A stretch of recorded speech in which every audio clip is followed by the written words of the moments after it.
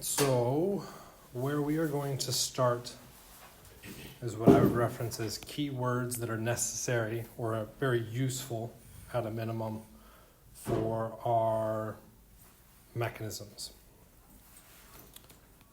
And then we'll apply those to the different substrates. So if we were running a substitution mechanism or substitution reaction, we have SN1 and SN2 as our two potential types. If we were running under elimination, we have E1 and E2 as our two potential types.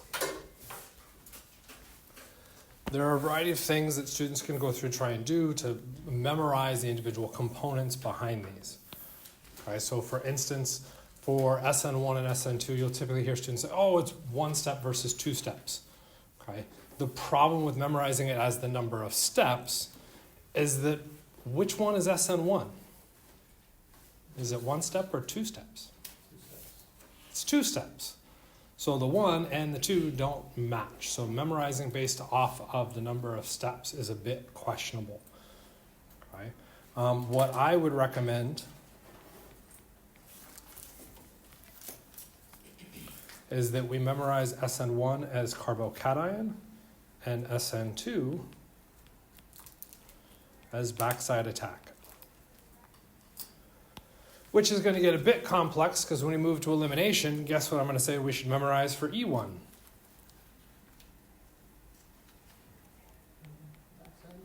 Carbocation. And for E2, actually I don't have anything to memorize for E2, interestingly enough. We could use backside attack, but it gets a little bit weird there. And the official language for it is something known as anti-periplanar, which is really complex and not really worth memorizing, but you may hear that referenced. Okay? Backside attack is more or less the same thing as anti-periplanar. Okay? How does this hurt us, though? Because for SN1 and E1, they both are carbocation. So if you see something, you go, oh, there's a carbocation, which mechanism is it? Or even which reaction is it? Is it going to be substitution or elimination? It's really hard to differentiate because they're both carbocations.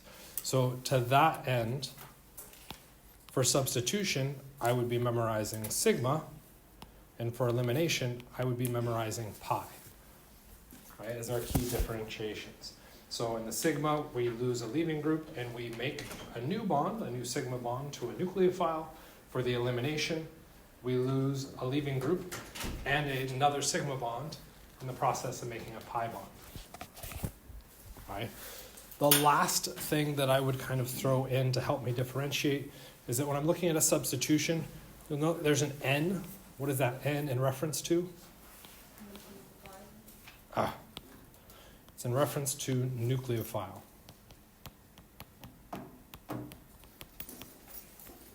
Okay. And in elimination, I don't want a nucleophile. We don't have an extra little keyword there, but in elimination, we typically want base. I'm going to put quotes around that because there's some kind of tricks that could pop up that would mess you up on that. Okay, and we'll talk about, in fact, actually, I'm going to switch that up, go away from base. I'm going to go to carbon to hydrogen. This is going to be the most relevant part. So, if we were to now take this information and apply this up to our substrates. So in theory, you've watched videos that have summarized the 4 components for both substitution and elimination reactions. What are those 4 components? Substrate. Nucleophile. Base. What's that base and nucleophile in the same category? Solvent. And the last one that's pretty useless. Leaving group.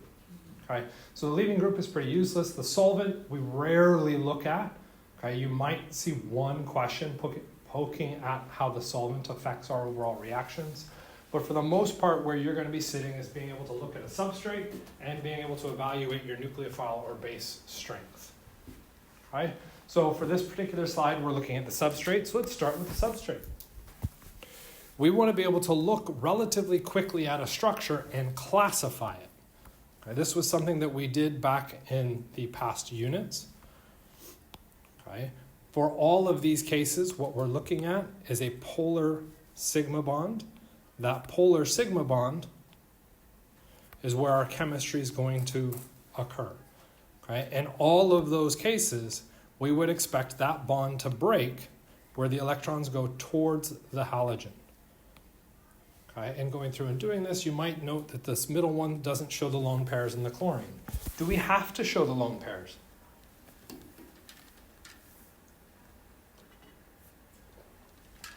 No.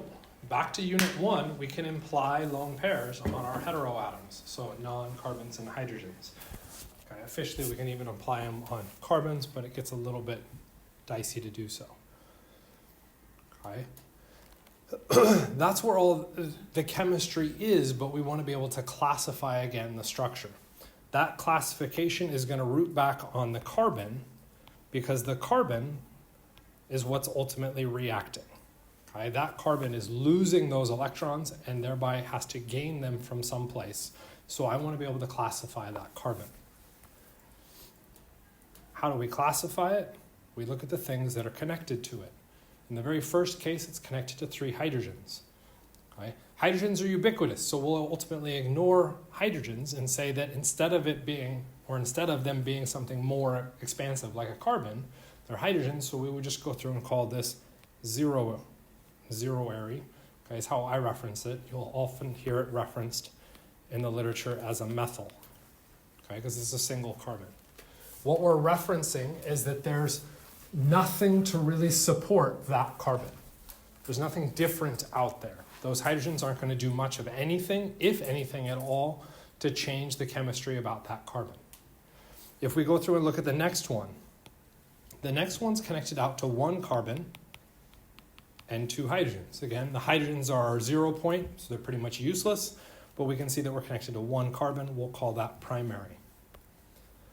The next one, connected out to a hydrogen and 2 carbons, we call that one secondary. And then the last one is connected out to 3 carbons, and we call that tertiary. Why does that become useful for us? Okay, well, we can go back to our key words. We really had 2 key words in this system. We had either carbocation or backside attack. Okay, so let's run carbocation first. Okay, if we suspect that we're going to have a carbocation form, the leaving group is going to leave in heterolysis. We're going to break that bond, thereby leaving no electrons on that carbon. So it would become positively charged.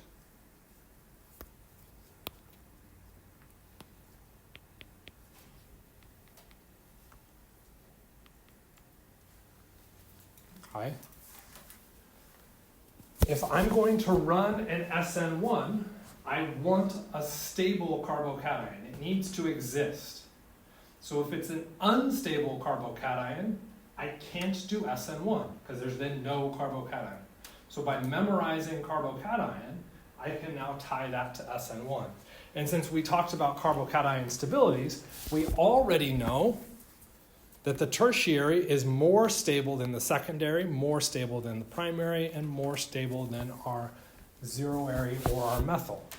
What does that ultimately mean to us? If we're looking at these as 4 reagents or 4 potential reactions reacting with a nucleophile, we would predict the tertiary to react the fastest in an SN1 conditions.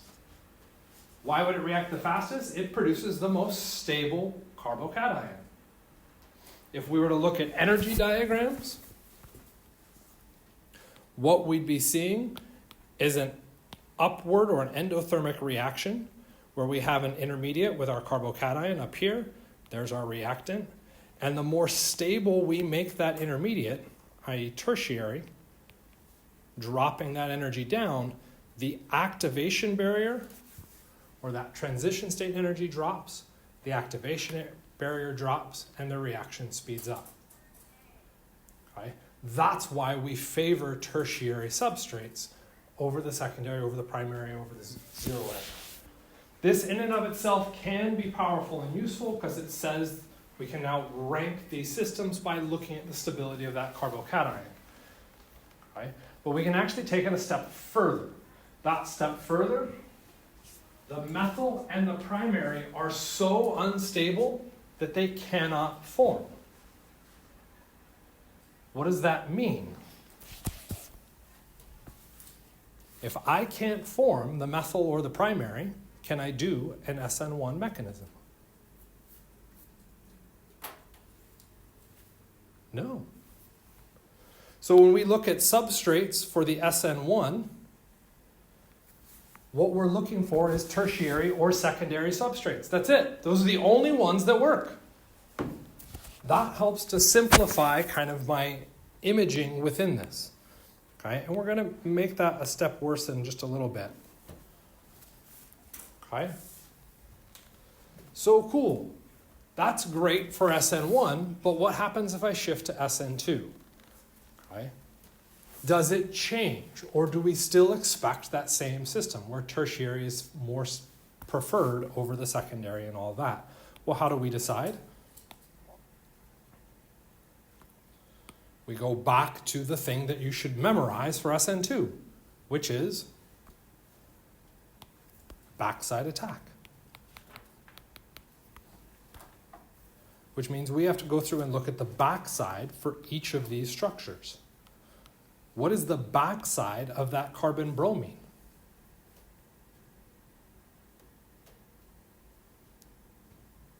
What is on the backside of that carbon-bromine bond in our zero-area structure?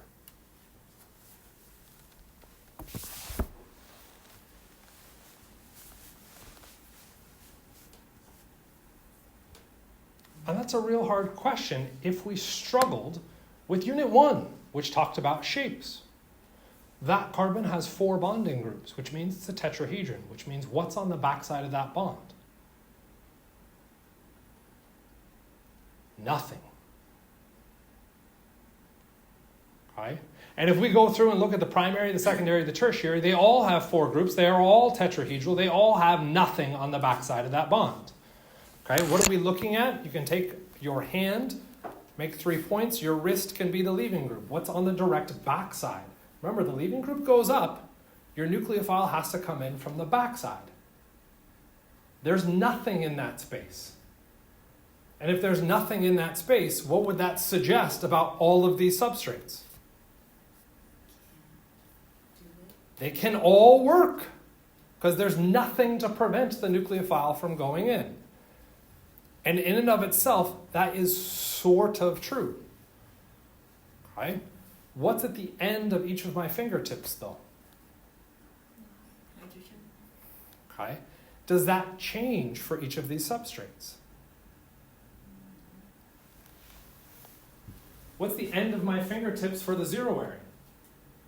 Hydrogen. What's the end of my fingertips for the methyl or for the tertiary? CO3. Carbon. Does it change? Not your shape. The shape doesn't change, but the atom changes. Well, what's the difference between carbon and hydrogen? Carbon have more electrons. Carbon has more electrons. And what is coming in from the backside? The nucleophile, a source of electrons.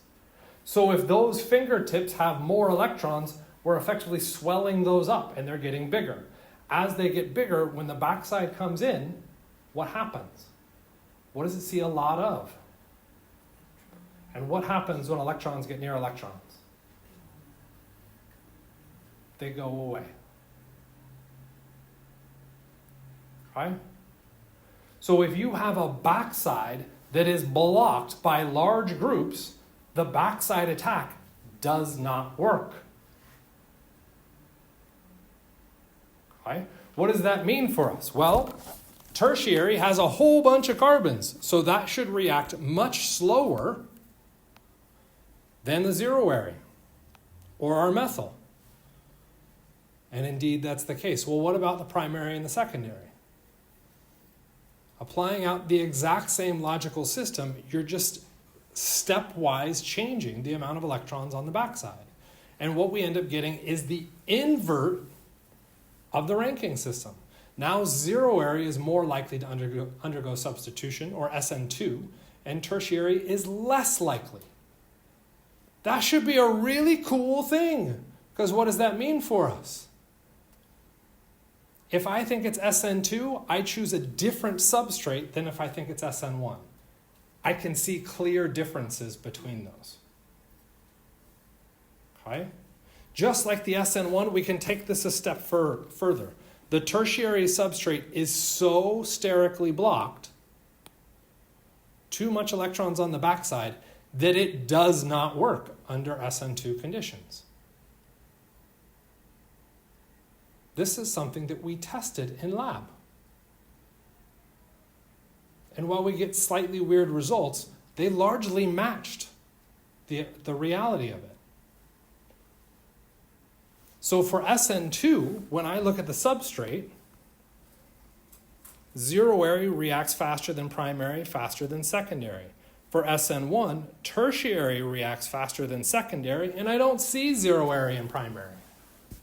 They fall off the list. So I can look at a chemical reaction, quickly look at the substrate and be like, that's connected to one other carbon, that's primary, it's primary, that's SN2, that's backside attack.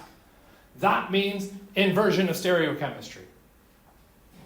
All of those conclusions stack very quickly after the fact. But you have to be able to make those assignments and those classifications immediately, which is why we spent the last 2 units doing that. Because now you have to apply that logic. You have to apply that content. And you will find it is very difficult to memorize it if you can't qualify the language behind it. Right? Great, that sets us up for substitution. But our classification system, carbocation meant tertiary and secondary. Backside attack meant zero-ary, primary, secondary. Backside attack is also something that we would write for E2 though. Okay? So there's now a differential there. Something that we have to nuance and identify as that difference. We're going to look at that in a second, but before we panic about the elimination, I want to go back and look at the carbocation. Okay? In particular, we said we had tertiary. What do I want? Tertiary and secondary, right? We're going to leave the primary up there, though. But I'm going to modify the primary a little bit.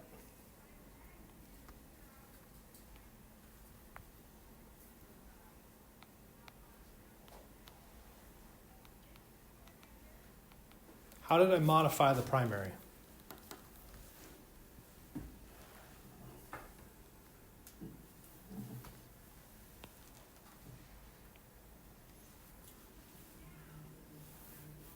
I added a pi bond.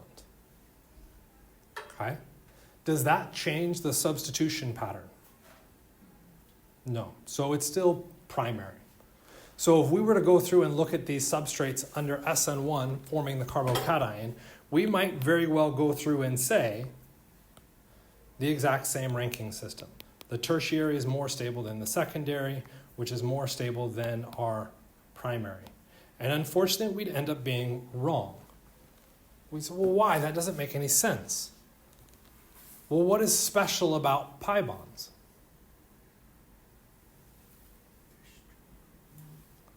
Pi bonds are actually weaker, not stronger.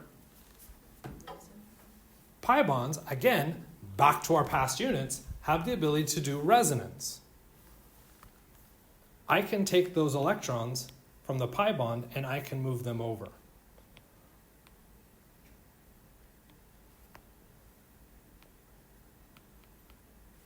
I can do resonance to stabilize the carbocation. So now the question becomes, which is more stabilizing? Having more carbons around it or having resonance? Universally, students will go, oh, more carbons, more carbons, more carbons. Okay, well, where is more carbons in our list of ranking stabilities? We had a list for ranking stabilities. Starts with charge, then size, electronegativity, These are all carbons. Then Resonance. resonance. There's resonance. What's next? Induction. Those are our 5 primary categories. In any of those 5 primary categories, did we talk about the number of carbons connected to our reactive site?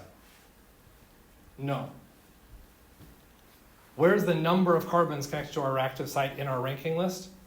It's in the catch-all category of there's a whole bunch of other stuff that could fall out in here. Resonance physically moves electrons to stabilize. The substitution pattern is just that there's electrons nearby. They aren't moving, they're just nearby. Resonance is a more stabilizing factor than substitution patterns. What does that mean? This primary isn't really primary. It's what I would call, delete everything, because that's a good thing to do. What I typically reference as primary plus, ultimately because I'm lazy. It's primary plus resonance. And as soon as you bring in resonance, top of the ladder in stability. So a primary structure that has resonance is a more stable carbocation than tertiary. A secondary structure with resonance is more stable than a primary with resonance, because now the resonance is counteracted and now you're looking at substitution patterns. So when we're thinking about our stabilities, we have to apply those stabilities all the way through, and this is where substitution, or SN1, can be really nice, because we can use our ranking system to establish stabilities of carbocations. SN2 becomes really challenging to evaluate because we aren't looking at the stability of anything. We're just saying, can it fit in the backside? That's it. It's like a cat. Can it fit? Yeah? Then it sits.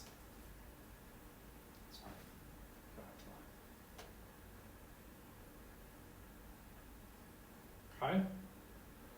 What happens as we switch over to elimination? Okay. Well, the difference between our substitution and elimination really hinges back on something that is very, very subtle, and again is in the videos. If we look through these 2 categories, where did we actually find a differentiation other than one says elimination and the other one says substitution? And one says pi and one says sigma.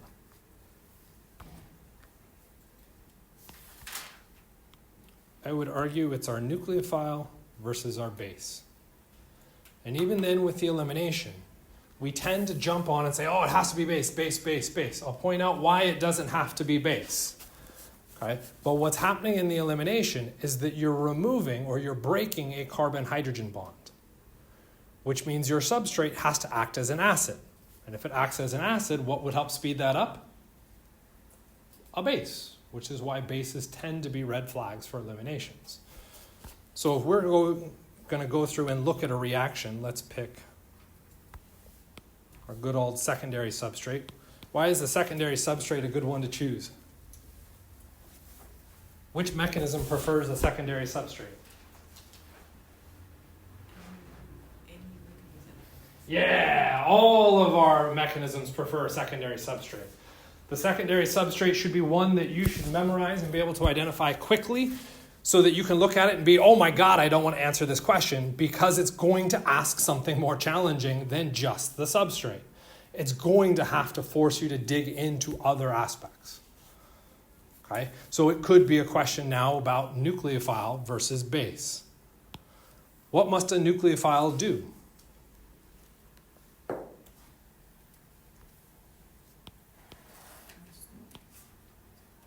Okay? And that's cool to pause. I get it. We're having trouble with our definitions. Okay, so I'll give you an exam question right now. I will ask for those definitions. If you provide me the wrong answer, I will take points off of your exam. Okay, that is how important those definitions are. You need to know what a nucleophile is. You need to know what a base is. You need to know what an acid is. You need to know what an electrophile is. And for those people being like, how is that different than any other exam? If you leave your entire exam blank, you will get a negative score on the exam. Taking points away. Okay? You need to know the definition of those 4 things, and you need to know it fast. Okay? Shouldn't even be an issue, because I think everybody got it right on the second exam. So, okay? So a nucleophile, very quickly, should donate electrons. And if it's going to donate electrons, it's more than likely, but not guaranteed, to be negatively charged. Okay, which is going to bring in our next issue. If it donates electrons and I have a negative, that's one potential for a nucleophile. I'm going to switch up the color. But if I switched up this structure to be water, does it still have electrons? Yeah. So could it still act as a nucleophile? Yeah. Is it going to be as strong of a nucleophile? No. Which is a really powerful thing to differentiate. Okay? How powerful? I can identify it as strong and weak.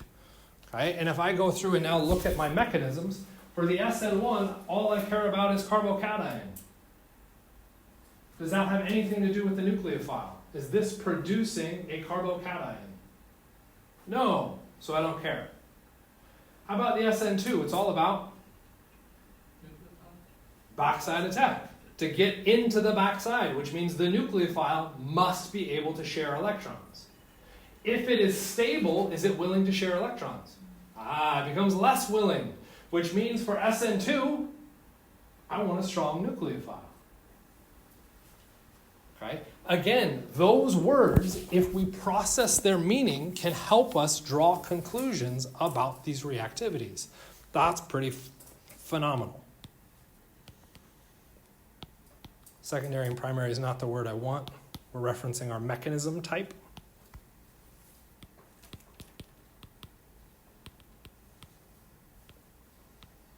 Two versus 1. So SN1 versus SN2. Okay, so that's a decent nucleophile, negatively charged. Okay, name a good base.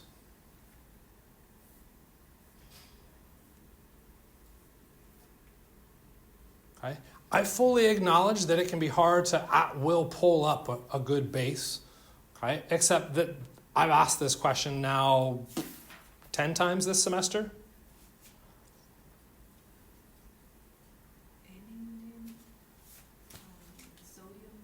Sodium hydroxide. You mean OH minus? Yeah, what did we just say OH minus was? Yeah, we said it was hydroxide. Why did we write hydroxide up here? What did we say it could act as? A nucleophile. But you just said sodium hydroxide is a good base. Hydroxide is a nasty structure. What do bases do? They accept protons. Awesome definition. How do they accept protons?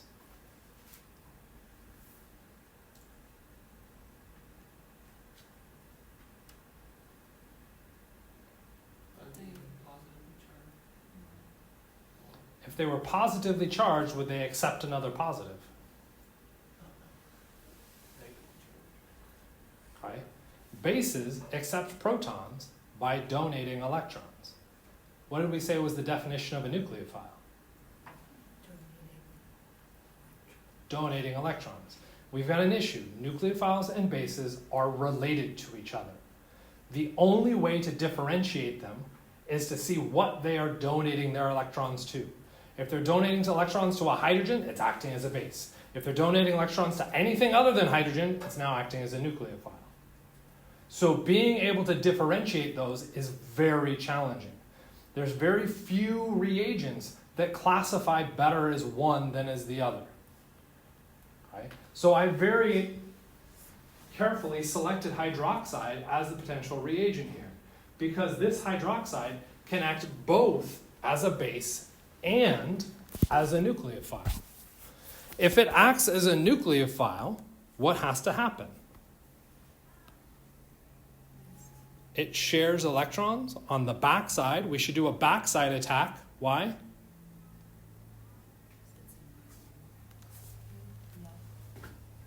SN1 still needs a nucleophile. There's the N in it. Why would I expect the hydroxide to do a backside attack?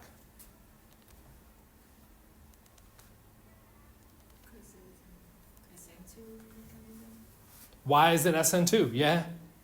Because of the strong base. It's strong. If it's strong, it's type 2.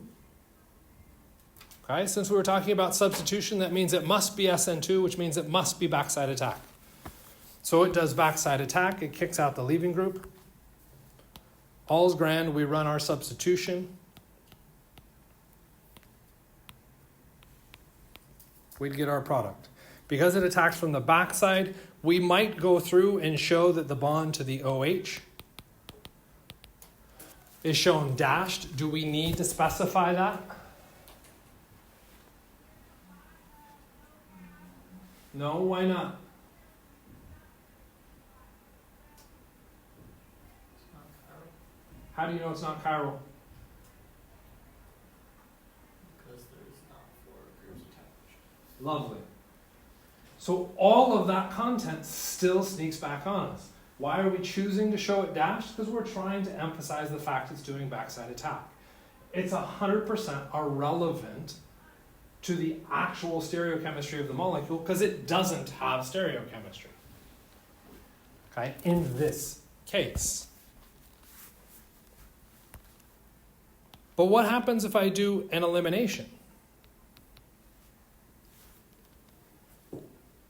Okay, if I'm going to do an elimination, do we see the word nucleophile under my elimination category? No, which means my hydroxide cannot come in to kick out the chlorine like that. It has to come in to react with what?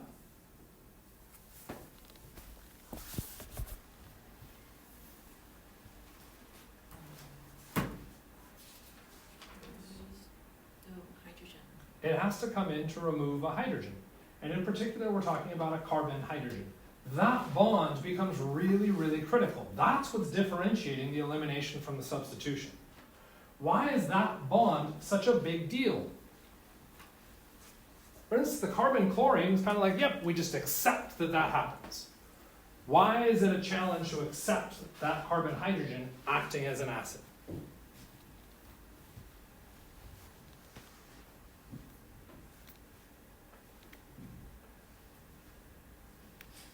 What kind of bond is it? Right idea, wrong word. You went forces, I asked bond. It is a non-polar covalent bond which generates London dispersion forces. And London dispersion forces happen to be the weakest force. That carbon to hydrogen bond is an exceptionally strong bond. It does not want to break. That's why it becomes so important. Okay? That carbon-hydrogen bond is located at what is referenced the beta position to our leaving group. So the carbon where the leaving group is connected is known as alpha. The carbon next door is known as beta.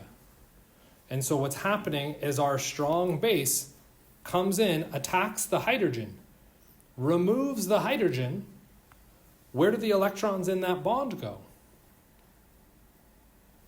They swing in to help eject the chlorine, thereby making our pi bond.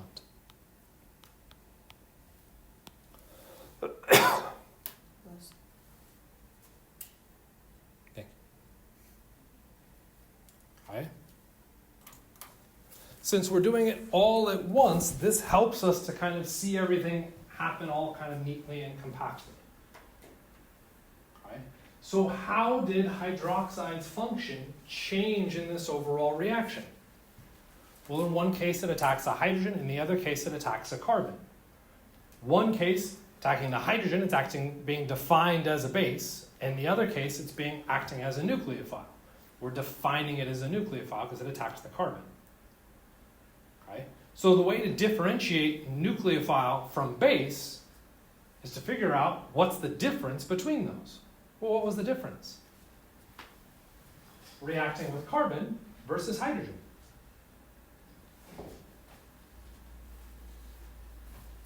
Okay? We could talk about the difference between them being electrons and the amount of electrons and all that, but ultimately that didn't change anything about the chemistry. What changed something about the chemistry is where the carbon was and where the hydrogen is. So this now goes all the way back again to Unit 1. And we're trying to spatially understand where hydrogens are located versus where carbons are located in a molecule. So, where are they located?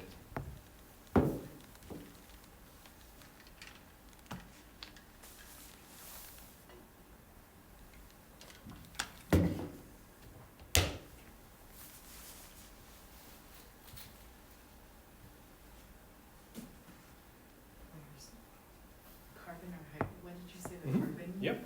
Where's the carbon? Where's the hydrogen? Carbons are the points when they come to peaks, and then hydrogens are some of the bonds and implied hydrogen. But where are those hydrogens relative to those carbons? They are attached to them, I guess.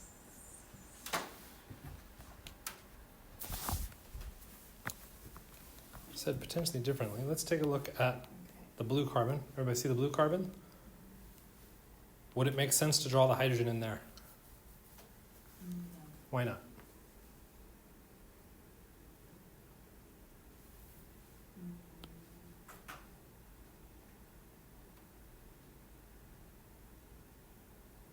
Yes. Okay. It just doesn't look good. It doesn't look good. Okay. So there's kind of a reflex of, I just don't like the way that looks. Right? We go, oh, well, no, it's okay to do that. Well, how do you figure this out? Would it be because, I guess if it's facing that way, it wouldn't be able to accept bonds from another atom? I Right? These bonds are hydrogens, right? These bonds are to our carbons on that model. What I asked is, does it make sense to have this hydrogen in there? Can I do this? don't know. Look, well, physically, I can totally do that, right? Okay. Does our structure like that? Okay, and this would be something that if you had a model kit, you should try it. Try and get the hydrogens on the inside. What are you going to find out? That you just spent 20 bucks on a model kit that you just broke. Why? It's not the model kit's fault. It's that you can't put the hydrogens on the inside of the molecule. Wait, let's say that again. You can't put the hydrogens on the inside of the molecule, which means where are the hydrogens? Outside of the molecule. Then what's on the inside?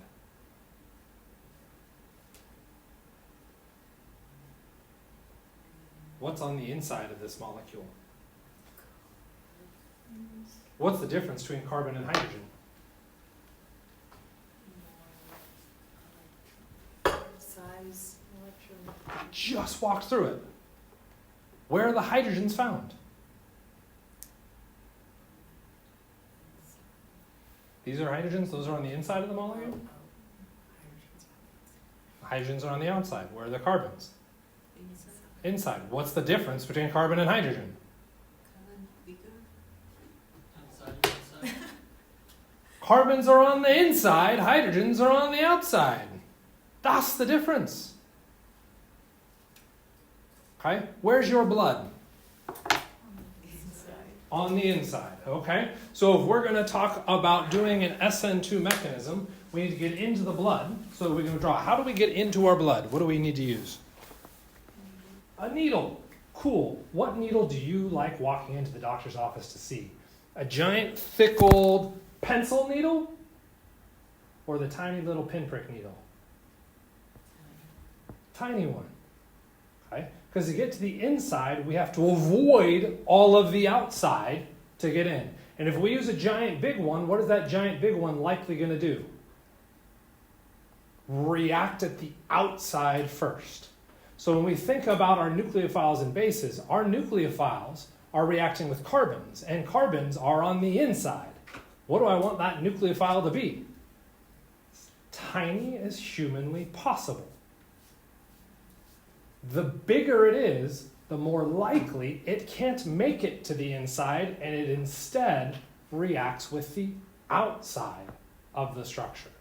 So one of the biggest differentiators between bases and nucleophiles is the size of the structure trying to donate electrons. The bigger it is, the more likely it gets stopped at the surface when it reacts. And at the surface, what's the only thing present? Hydrogens, which means that bigger that negative thing is, more than likely it acts as a base. If we make it smaller, what can it do? It's easier to needle its way to the inside to act as a nucleophile. Okay? Does that mean small things can't react at the surface? No, unfortunately not. Okay? Needles can still get stuck in our clothes on our surface, okay, without making it into where the blood is. Okay? But it is easier to act as a nucleophile if it is small. So the biggest differentiator is looking at the size of the molecule that's trying to donate electrons. The bigger that molecule is, the more likely it'll act as a base, not a nucleophile.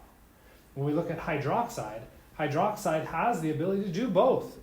We said it's a strong base. It is also a strong nucleophile. So how would I know to differentiate between SN2 and E2 based off of hydroxide? I wouldn't. I would have to use something else to help me differentiate. That something else is now understanding more about what's going on with the elimination reaction. In the elimination reaction, what am I doing?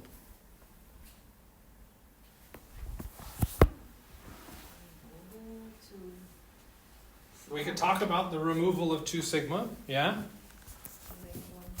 To make a pi bond. Do we know anything about the stability of pi bonds? They're weaker than sigma bonds, I accept, but now I'm not comparing pi to sigma, I'm comparing one pi to another pi. Strawberry is clearly better. But one pi and another pi are both equally good at resonance, so I don't accept.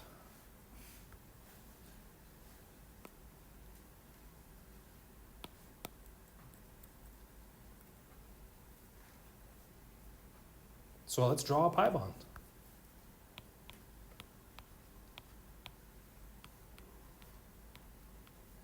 Are these pi bonds different? How could I make them different?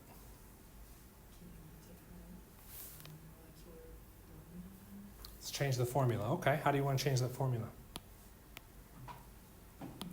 What's been the thing that we've been using to differentiate between our structures? Like we just did with our substrates.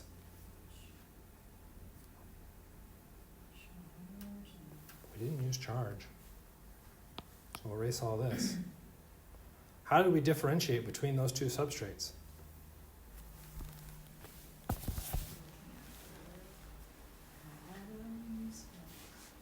How do I classify each of those? Nope, shape's the same. Okay, we can say the number of carbons, but is the number of carbons changing their reactivity? Sort of, but you got to be a little bit more clear behind it. How do I classify these?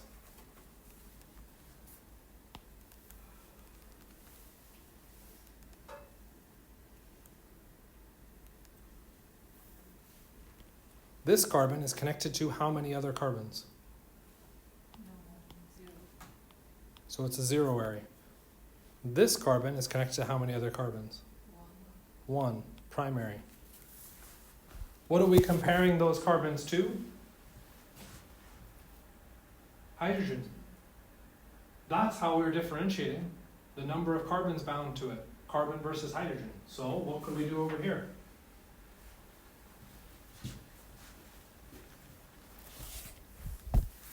Let's try the same thing.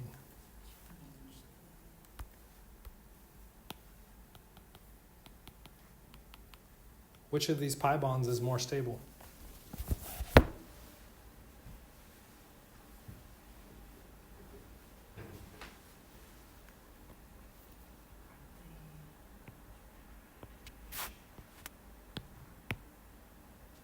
Aren't they the same? The pi bond itself is the same. When we talk about stability, we're talking about the ability to react. The pi bond, those electrons must leave the structure to react. What's the difference between this atom, upper right-hand corner, versus that atom, upper right-hand corner? It's more simple. More lumpy. Define simple.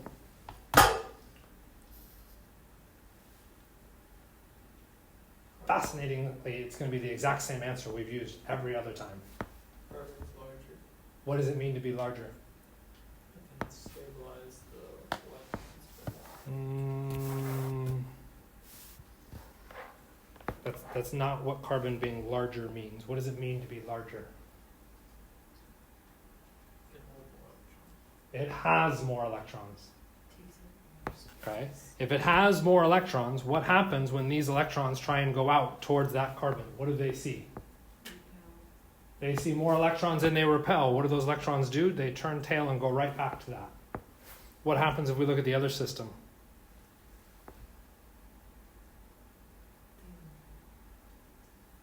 Do they see as many electrons? No, which means what can they do? Yeah, they could go out and bond. And if they could bond, what does that mean about its reactivity?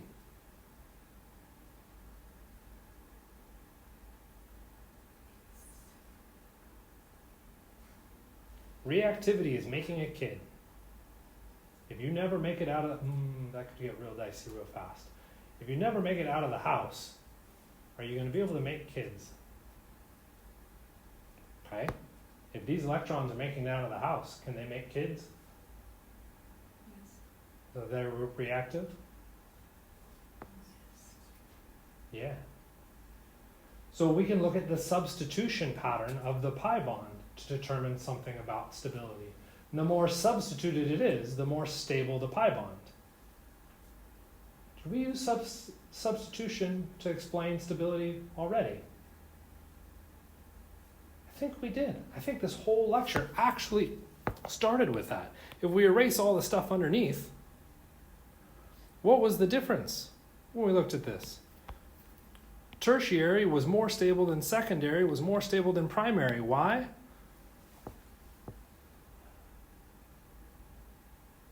It was a more substituted carbocation. And if I'm going to try and do an elimination reaction, I want to make the most substituted pi bond. Which substrate do you think I want to start with? One that already has a bunch of non-hydrogens or one that has just hydrogens?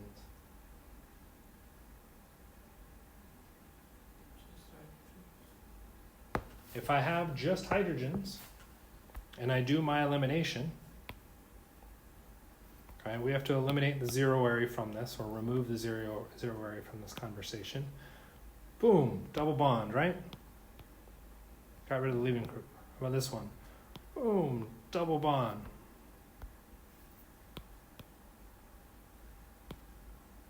Double bond. Don't worry about the hydrogen counts. Which of those is a more substituted pi bond?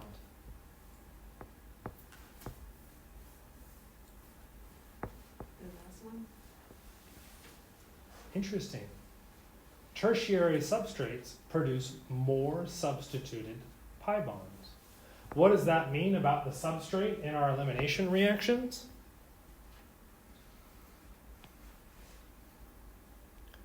Tertiary is better than secondary, is better than primary. Zeroary won't even exist. This now sets up a cool little thing for us. What is the difference between our elimination now and our substitution? Well, in substitution, SN1, tertiary was better than secondary. For elimination, tertiary is better than secondary. Dang, that sucks, right? They're all the same. But what's SN2? Zeroary and primary. Which means if you have a zeroary or primary substrate, what mechanism are you going to do? SN2. The substrate tells you what to do. You then have to know what are the complications of the SN2 mechanism. Okay, well, what are the complications? Well, it does backside attack. If it does backside attack, what's that going to do to a stereo center? It's going to invert it. All of those pieces stack with them. And you either have to memorize the words, which is going to be dangerous because your test is mostly structures, okay? Or you have to understand all of the content we've been talking about the entire semester. Try to set you up with those skills so that you can then make these extrapolations. That's hard. But that's what we're trying to do in fundamental chemistry or fundamental OChem, is to give you the skill sets so that you can apply this out to a variety of systems. Questions about what's up there?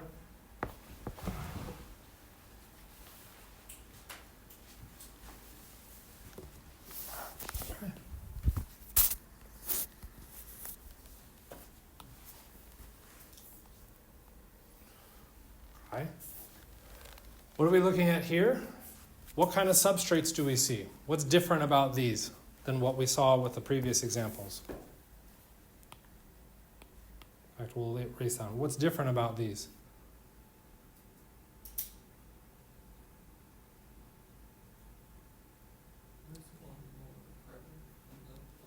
There's more carbons. These all start with pi bonds, okay? Even with this one up here. Okay? So one of the things that we tend to reflex to is this tertiary, secondary, primary stuff. And as we already pushed to, tertiary, secondary, and primary is only one aspect of stability that needs to be addressed. Okay? If we look at each of these substrates, this one is primary. Okay? Primary, but what do we see? A pi bond, pi sigma, that's the ability to do resonance. So this is primary plus. What's the next one? There's a pi bond. Is it the same distance as the first one? No. Now the pi bond has shifted to right on top of where the leaving group is located. Okay? So we could go through and call this one perhaps secondary, but that pi bond is now also kind of impinging on that. Is that pi bond going to affect the chemistry? Yeah. How does it affect the chemistry? It nullifies it. Okay? If we wanted to look at this, we might even call it a secondary minus. Okay? That pi bond prevents the chemistry behind this. If we look at the last one, okay, where that carbon is, again, it's primary, but if we look at our distance, we've added that sigma bond in it. This is also a pi bond plus. Okay? And what becomes important is that if we talk about these as SN1, the formation of the carbocation, we should be able to see that we can do resonance. That resonance stabilizes the carbocation, making it more active in an SN1 system. Okay? The last one is going to be a similar issue, or a similar feature, if you will. We have the ability to do resonance. That extra ability to do resonance changes the chemistry so much that we name it. This is exactly how we've done everything. As soon as the chemistry changes, we name it. That top one is referred to as an allylic structure or an allylic leaving group. The bottom one is referred to as a benzylic. Okay, it's a bit obnoxious because the top and the bottom are both referencing the exact same chemistry, but it's a slightly different pi bond. Okay, that slight difference in pi bond changes how we reference them. So you could hear a reference to those allylic or benzylic. If you instead focus on the structures and those resonance abilities that you've picked up as skills, it should make it easier. If we look at the middle one, for those people wondering why I didn't draw that one yet, and we draw the positive charge on there, we now encounter an issue. Okay? This one is very challenging for students to see. Okay? We've already talked through this, The pi system is perpendicular to where that positive charge is. So perpendicular, the p orbitals never overlap, and because they never overlap, you don't get resonance. So there's no resonance stabilization on this. Okay? If we push on it even further, that carbon only has 2 groups of electrons, which makes it sp. One of the things that we talked about with hybridization is the less hybridized it becomes, the more electronegative the element becomes. And if it is more electronegative, does it want to be positive? Electronegative is the ability to hold electrons. If it wants to hold electrons, should it become positive? No, that's a very bad process, and this reaction heavily favors the reactants, all but preventing any type of substitution reaction. Okay? When we look at the leaving group being connected to that pi system, or connected to the double bond that way, we refer to that as vinylic. Okay? Those extra substitution patterns are things that you would consider and evaluate when looking at SN1. Okay? In SN2, we care a little bit less about it because in SN2, we only care about the backside. So for the first one and the last one, that they're both primary, hell yeah, they run great in SN2. We might expect the benzylic to run a little bit slower than the allylic because there's a larger group there, but it's still primary. Okay? The benzene one in the middle, where's the backside of the carbon-bromine bond? Well, to understand that, what's the shape of the carbon where the bromine is located?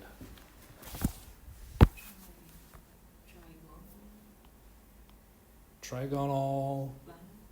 Planar. Awesome. Because it is planar, the backside of that bond is literally in the plane directly behind it. Well, what's on the backside?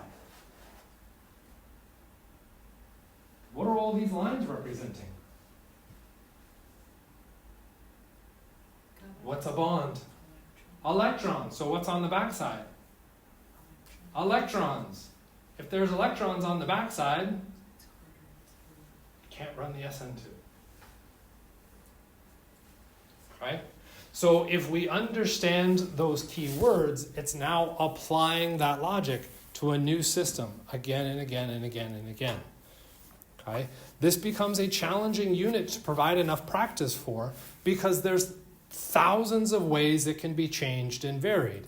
And depending on what part you want to focus on, you'll see different pieces come out of this.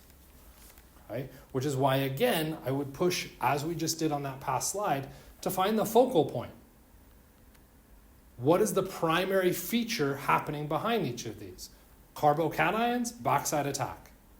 Use all of your past learnings to apply to those definitions to set you up with that chemistry. Okay? The repercussions of the mechanism, we actually already walked through this one. What was the repercussion for SN1? When I say SN1, you're supposed to say,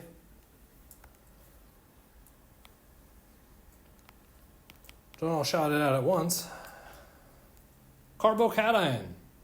And if we've got a carbocation, that's a p orbital.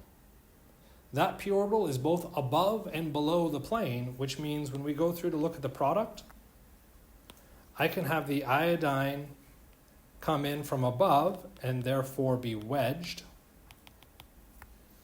I could have the iodine come in from below and be dashed. Both of those become valid products. That's the repercussion of a carbocation. And if we knew our hybridizations all the way back to unit 1 and what made a carbocation being that empty p orbital, we could now apply where those electrons are going and how we're getting wedges and dashes. If we move to the bottom one, backside attack.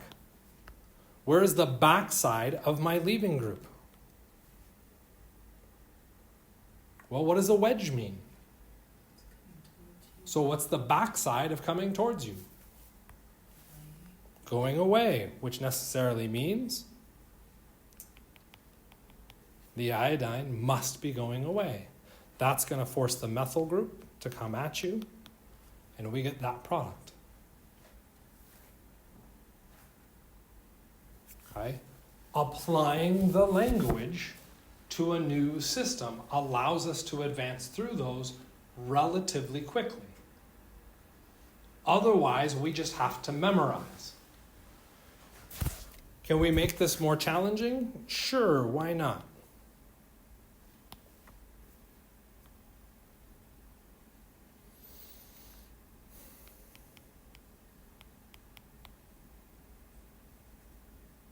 Oh God, I'm not sure I can do this.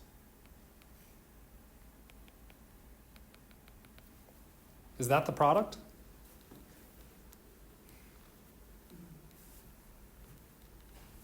Yes.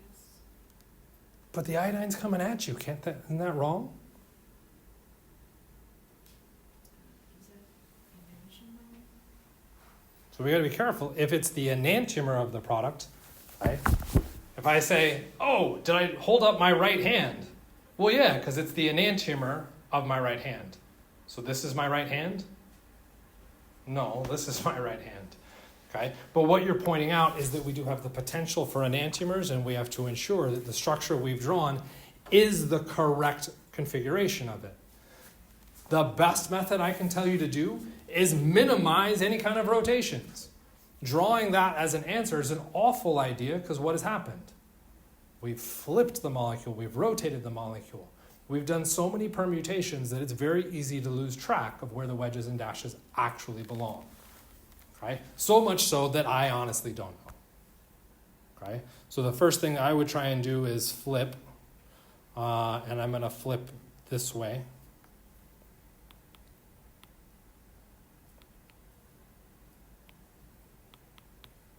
Okay, if I flip that way, I've got a wedge and a dash. What happens to the iodine?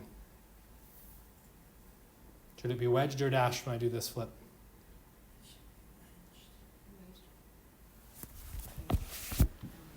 Here's the iodine coming at you, right? And then what do? Oh, We flip it around. dash. It's dashed. You mean those permutations again from Unit 1? Yeah. Yeah, you're responsible for acknowledging that. Okay? Still not aligned, so now what I'm going to do is flip this way.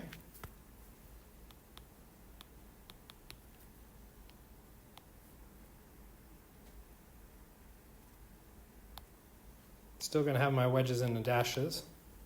But now what happens?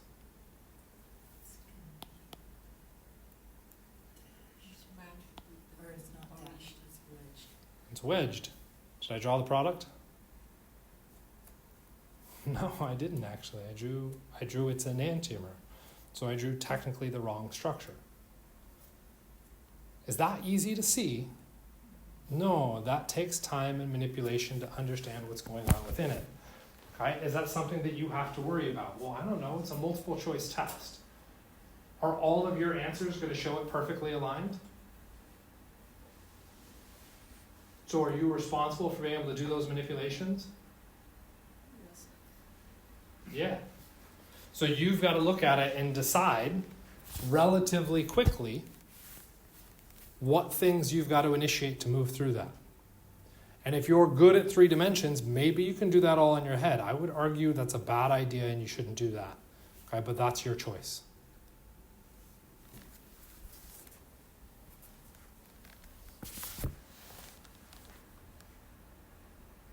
Okay. Intermediate, looking at the carbocation a little bit better. So this is slightly different. Taking the molecule, and what we're going to do is recognize that it's a plane, and we're holding it in the plane where it's coming out of the board. That carbocation has a p orbital where the iodine can come in this way or come in that way, which is why we're getting 2 products. So this is just kind of another way to visualize that reaction. Okay, and if we add on the p orbital, you've got your p orbital kind of coming in like that. Same deal over here. Did not draw it very well to scale, but, and you're either putting your electrons into that p orbital from the left side or from the right side, which is why you get two products. So this helps us to see that or visualize that slightly differently in a two-dimensional system, because we're looking at it on a piece of paper.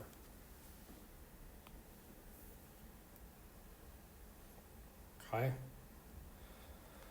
Nucleophile attack is from the backside. The next thing you could do to visualize this is an umbrella. You'll typically see people reference the umbrella. Right? If your nucleophile comes in, okay, these groups, the umbrella part, has to move away from that group coming in. As it does that, these groups pop the other direction. Okay? So that is one other way that you can draw it. Kind of depends on personal opinions on which way works best for you, but you have to find a method for drawing that inversion and stick with it. Okay? With practice, you can do secondary manipulations and rotations and understand what's going on within it, okay? But it does become more challenging to nail those down. So find that process that works. Okay? Carbocations. We talked briefly about rearrangements. Did I say we just weren't going to do that? Anybody remember? It went by real fast.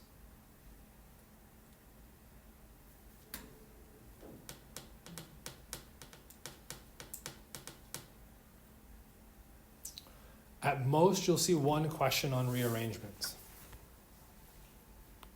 Okay, we're seeing it kind of down here at the bottom. As soon as you form a carbocation, that's unstable. Okay? So, and this works out great for this class. Okay? When you don't know what you're doing, what do? That's largely what I've seen. You've avoided me. Okay? So ultimately you're trying to figure it out on your own. Carbocations do the exact same thing. Instead of looking to an outside source to help, instead they look within and say, what could happen? Okay? And in that approach, what we can do is take the electrons in a nearby bond, and we can take and shift them over. Okay? What kind of carbocation did I start with? Secondary. What kind of carbocation did I end with? Assuming the numbers are carbons. 1, 2, 3. Tertiary. I make the carbocation more stable. So if we can internally rearrange and reevaluate, carbocations will, which gets really nasty when you're looking at an overall reaction, because if your pieces start jumping around, that becomes difficult to interpret what's going on within it. Okay? I think the way that I would put this in a test would be, here's a reaction where you see pieces jump around. What mechanism did it go by? Well, the only mechanism it would go by is one that formed a carbocation. What mechanisms form carbocations?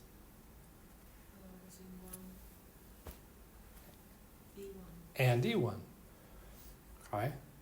So do you recognize that weird stuff can happen, but it only happens if we pick up some intermediates? The only place where we've got intermediates right now is SN1 and E1.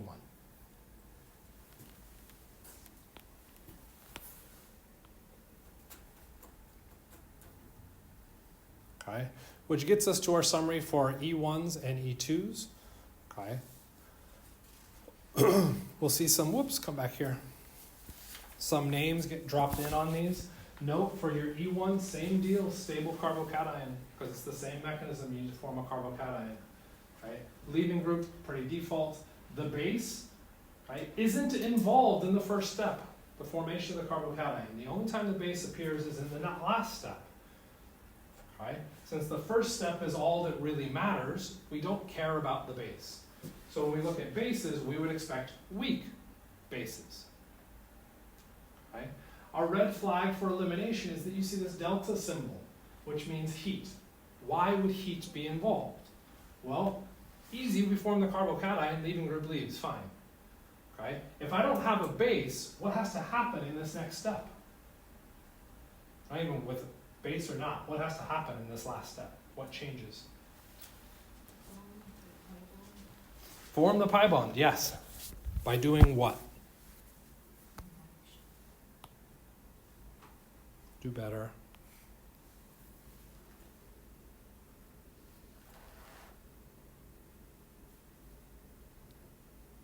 How many electrons are between my blue carbons in the starting material? 2. How many electrons in the product? 4. So what do I have to find here? It's got to be electrons.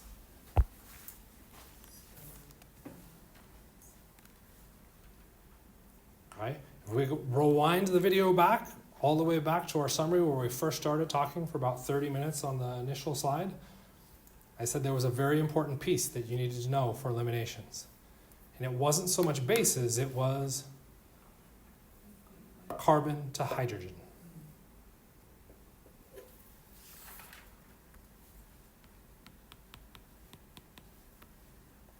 If we look at that exact same spot, I only have one hydrogen there. I've lost a hydrogen. I take the electrons out of that bond and I put them into the pi bond. That's how I get my double bond. Right? So I have to break a carbon-hydrogen bond. That would be great to use a base, but if I got a weak base, that's not going to be particularly available to me. So what other things would break bonds?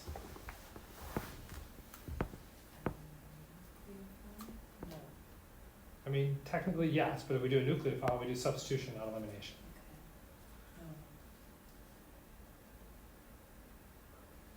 I want to break the bonds in some wood particles. How do I break the bonds in wood?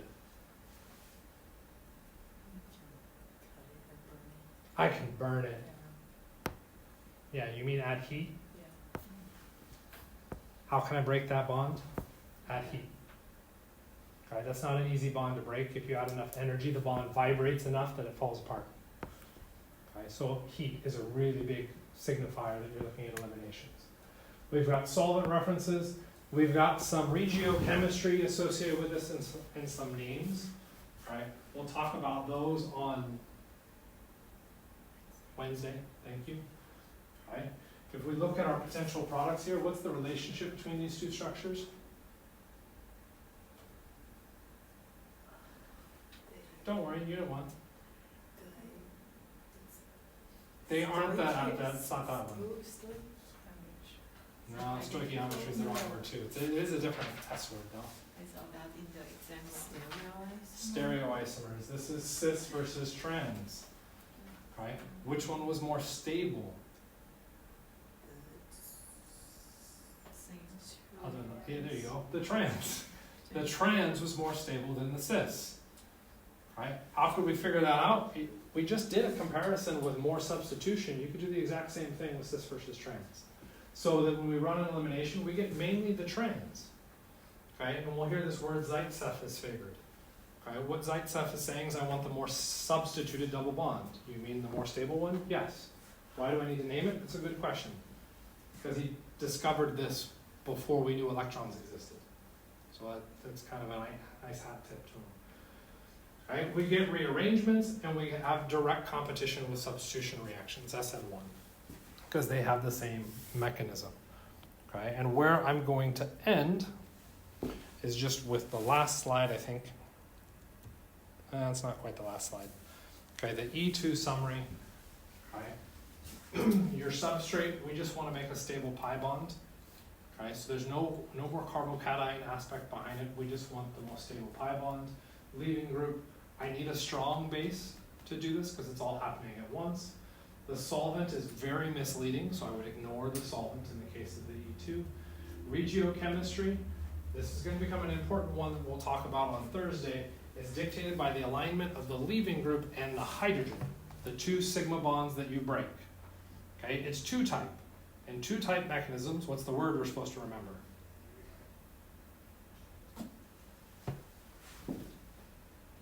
Backside. Right? Which means the leaving group and the hydrogen need to be on opposite sides of the forming pi bond. It's still a backside, it's just not a clear backside attack. Right? We tend to favor the Zaitsev product, the more stable pi bond, But you can get exceptions, and that's where we bring in the Hoffman elimination. Okay, so again, Thursday, just to give you a heads up, we will talk about mainly the alignment of our leaving group and the hydrogen for our elimination reactions. And then it's really just going to be you trying to figure out all these different patterns. So everything we've talked about is now summarized within these last few slides. And what they're trying to do is find the differentiations between these. Okay? We talked about this in one of our last lectures. This table sets us up with probably the entire exam. Okay? Because I can ask strong nucleophile. What's a strong nucleophile? Okay? We actually answered that again today. What mechanism is favored by a strong nucleophile? There's two questions. Okay?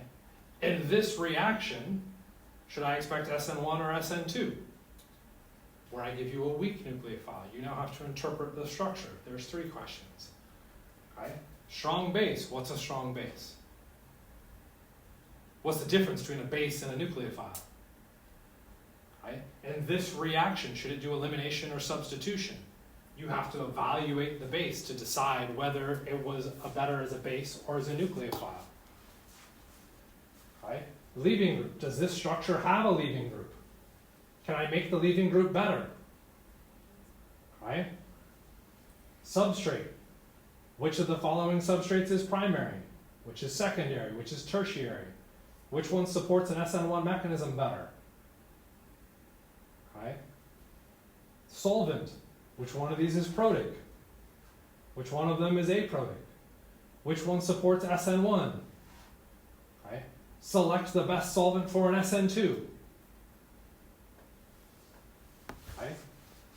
Heat in this reaction. What would you predict the product to be? Okay? I'm at 15 questions, and we haven't even gotten to here's a reaction condition. Which mechanism is it? SN1, SN2, E1, E2. Draw the product of these curved arrows. Okay? And remember, what else is also going to be on the exam? Unit 2 and Unit 1, particularly those questions that were commonly missed. Are you going back and spending the time to learn and master the content of the course? None of this content can be forgotten. It must be continually applied. So I'll give you that opportunity to get those points back effectively on the next test. Hooray. You've got this. You just have to practice. Practice, practice, practice.